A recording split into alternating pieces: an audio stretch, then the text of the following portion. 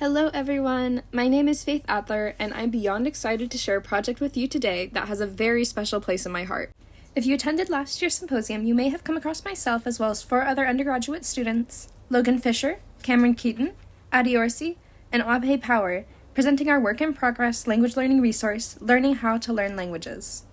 With the support and encouragement of Professor Kelly Arian and graduate student Bibi Halima, we created a student-developed, interactive, open-source online textbook for students, by students, right here at the University of Oregon. Learning How to Learn Languages isn't your typical textbook.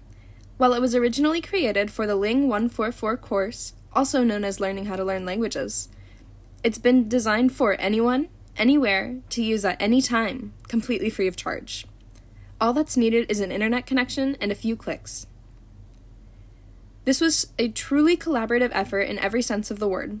From writing and leadership workshops to late-night group brainstorms to Zoom calls all across the country and everything in between, together, we worked to build a resource that goes beyond the classroom, something that would not only inform, but inspire language learners around the world. Our main goal was to empower learners at all stages of their journey, starting with Kelly's vision for a text that would cover all of the information that is gone over in Ling 144 and a desire to empower students and contribute to accessible education. Our team could agree on 3 big challenges in most language learning materials. They're often expensive, they're not always accessible, and they frequently lack diverse voices or learning approaches. We wanted to tackle all 3 of these problems by creating something open, engaging, and inclusive. The textbook contains 10 chapters.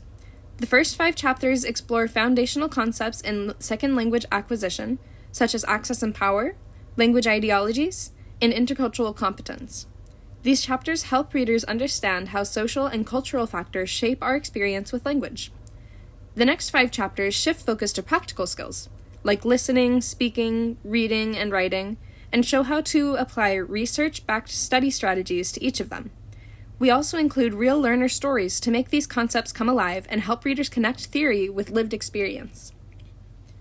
Throughout the book, we aimed to make the experience interactive and engaging. We used student-created illustrations, videos, personal narratives, and embedded activities built with H5P to help learners go beyond just reading. These features invite readers to reflect, respond, and truly participate in the learning process. It's about more than just acquiring information. It's about building a personal connection with language. Another exciting aspect of this project is that it's an open source material and it's designed to evolve. We've built it to be a living textbook, which means that it can be updated, rearranged, or expanded over time, not only by future students and faculty at the University of Oregon, but by anyone around the world. Let me dive a little bit deeper. Our resource is licensed under the CC BY Creative Commons attribution, which means that as long as credit is given to the original authors, anyone can adapt, expand, or share the material, completely free of charge. This helps lower the cost of education and increases access to quality resources globally. And that really gets to the heart of why this matters. First, it provides a free, high-quality resource to anyone who wants to learn more about language and how to learn it more effectively. Second, it models a more inclusive, student-centered approach to education, where learners don't just absorb knowledge, but actively contribute to its creation. And finally, it shows how open access and collaboration can transform the way we learn, teach, and share ideas. Even now, coming up on a year after the first version of the resource has been released, anyone on the team could still tell you how being a part of this group impacted them. Though I don't have my team with me today to share each of their testimonies, I thought I would share a little bit of mine.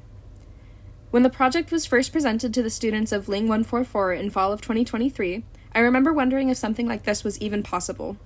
I actually almost didn't even apply for the position because I was so skeptical.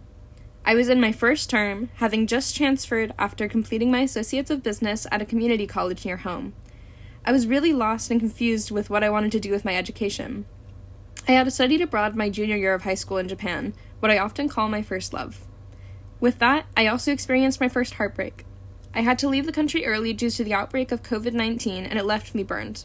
I didn't pick up any of my language textbooks for about 2 years, thinking I'd go down a new route.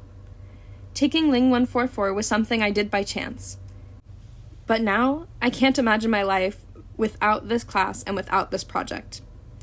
I would love to be at the symposium in person. However, the reason I'm unable to attend is because I'm currently back in Japan finishing up my degree in Japanese and setting myself up to return to get my master's in language education, something that almost certainly would not have happened if I didn't feel the empowerment from this project, the intimacy and sense of importance of language teaching from Dr. Yarian and Halima, and the creative goldmine that can happen when you bring together a team of passionate students who love what they're doing and know that they're making a tool that is going to benefit so many people.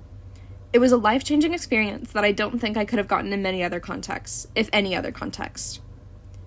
Throughout the process, our team came to understand what meaningful learning is about. It's not just about content, it's about context, access, voice, and community. When students are invited to shape the tools they use to learn, the result is more than just a textbook.